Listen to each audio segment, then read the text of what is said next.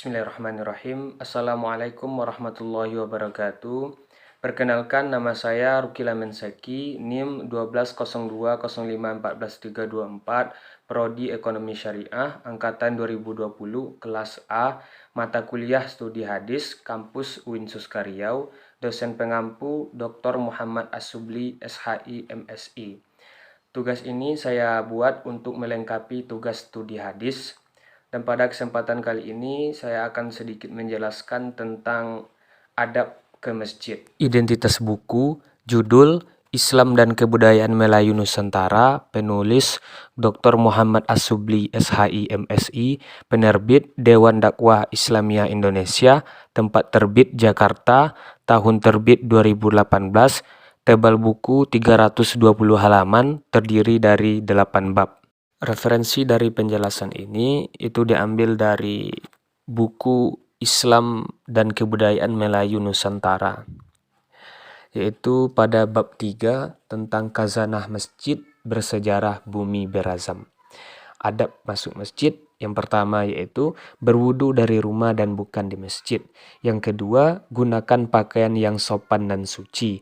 Yang ketiga, membaca doa ketika keluar rumah. Yang keempat, gunakanlah sandal atau alas kaki lainnya dengan mendahulukan kaki kanan. Yang kelima, berjalanlah menuju masjid dengan tenang.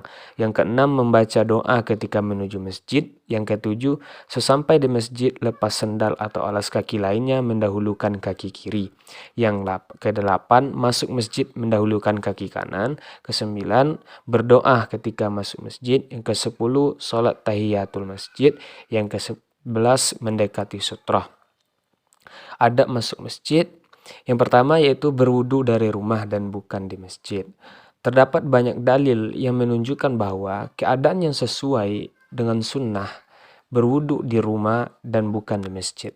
Di antaranya adalah hadis Abu Hurairah radhiyallahu anhu, Nabi Shallallahu alaihi wasallam bersabda yang berbunyi, "Man tatahhara fi baitihi summa masya ila baiti min buyutillahi liyaqdiya farida min faraidallahi kanat khata'atuhu ihdahuma tahuta khati'atuhu wal akhra tarfa'u darajat," yang artinya, barang siapa yang bersuci di rumahnya kemudian berjalan ke salah satu rumah Allah untuk melaksanakan kewajiban yang Allah tetapkan, maka kedua langkahnya, yang satu menghapus kesalahan dan yang satunya lagi meningkatkan derajat.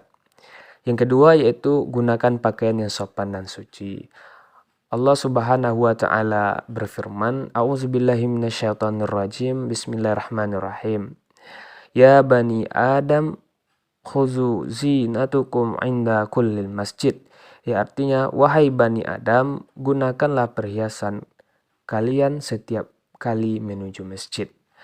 Sebagai orang yang beriman, seharusnya kita merasa malu ketika mengenakan kaos atau pakaian tidak sopan ketika menuju masjid.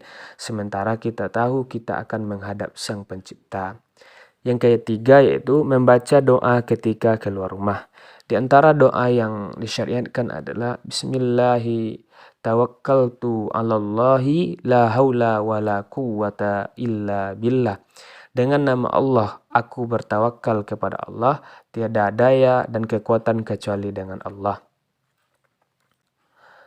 Selanjutnya yang keempat yaitu gunakanlah sandal atau alas kaki lainnya dengan mendahulukan kaki kanan.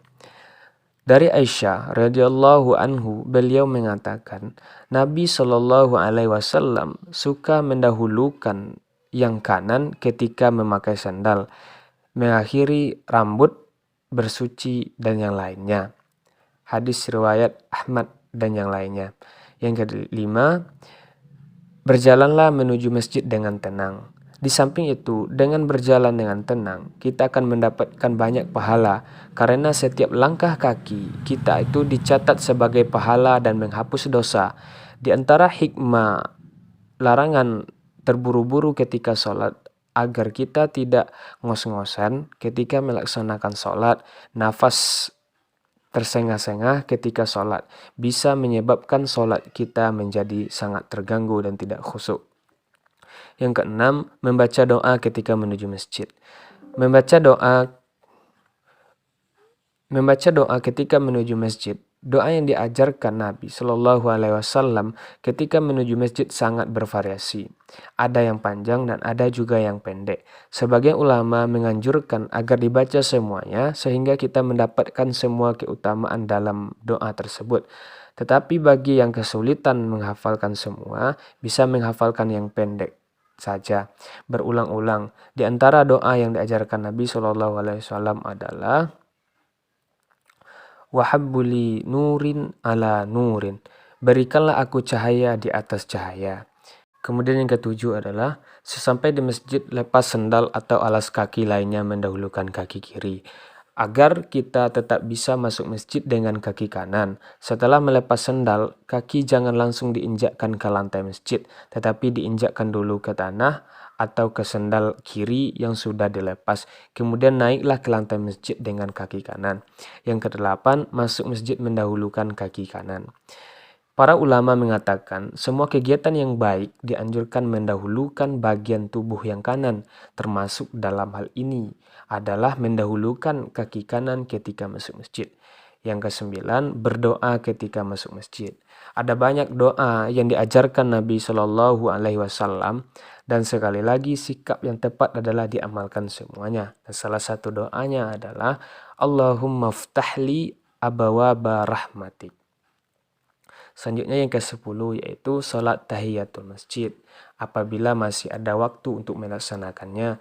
Kemudian yang ke-11 mendekati sutroh. Mungkin hanya sekian penjelasan dari saya. Akhirul kalam. Assalamualaikum warahmatullahi wabarakatuh.